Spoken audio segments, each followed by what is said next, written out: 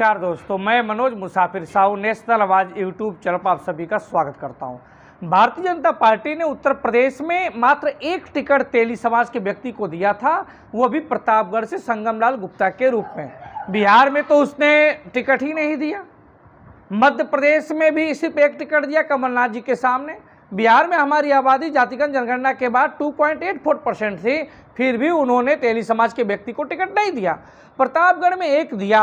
ये बात सत्य है कि संगमलाल गुप्ता जी चुनाव जीतने के बाद अपने समाज के लोगों के नज़दीक बहुत कम रहे, समाज के लोगों के सुख दुख में भागीदार कम बने, समाज के लोगों के बीच में जाते कम थे, लेकिन उसके बजाय वो क्षत्रिय और ब्राह्मणों के बीच में ज़्यादा जाते थे।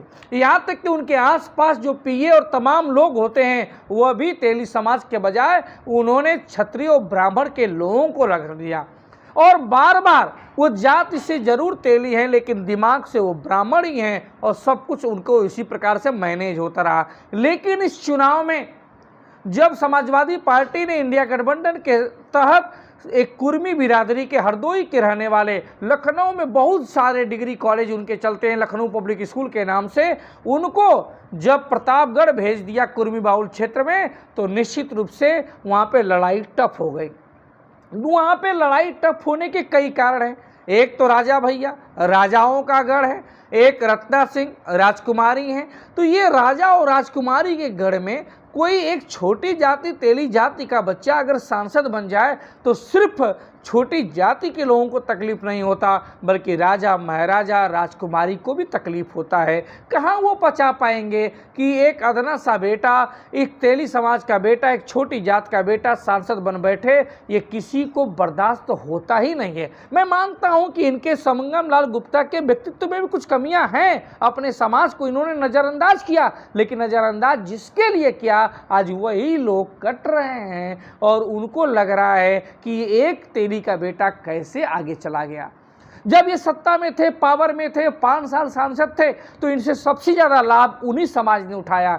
लेकिन जब आज उनको वोट देने की बारी आई तो वो राजा साहब के फरमान को याद करते हैं, राजकुमारी साहब के फरमान को याद करते हैं और रामपुर खास में तिवारी साहब के फरमान को देखते हैं, लेकिन भूल जाते हैं कि ये शख्स पार्टी लेवल के, पार्टी बीजेपी पार्टी के पचिन्हों पे सबका साथ सबका विकास के रास्ते पे चलते हुए अपने समाज को भले ही तिरस्कार किया हो, लेकिन आपके समाज को गले लगाया है, क्षत्रिय ब्राह्मण के समाज को गले लगाया है, उनके पैर छुए हैं, पैर धुले हैं और समय समय पर उनके लिए खातिरदारी किया है, हर तरह से सपोर्ट किया है, हर तरह से सहयोग किया है और तमाम तरह के एक्सप्रेसवे से लेकर रोड खरंजे से लेकर बहुत सारी चीज़ें अपने संसदीय क्षेत्र में इन्होंने लगवाए भी हैं।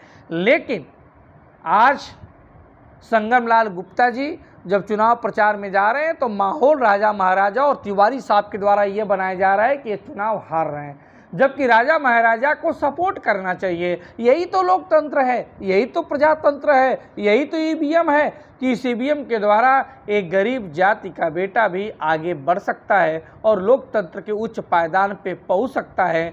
एक भले ही सामंती जिला प्रतापगढ़ है, लेकिन उस सामंती जिले में लोकतंत्र के अंतिम पायदान का व्यक्ति उच्च पायदान पहुंच सकता है, ये दिखाने और दर्शाने का 2024 में भी आपके सामने हाथ है।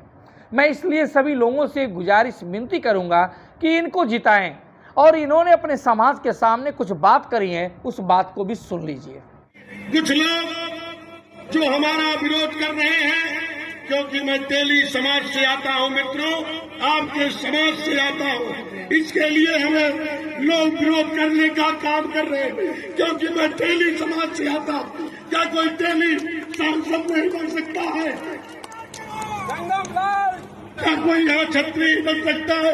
इस राजाओं के गढ़ में कोई तेली नहीं सांसद बन सकता।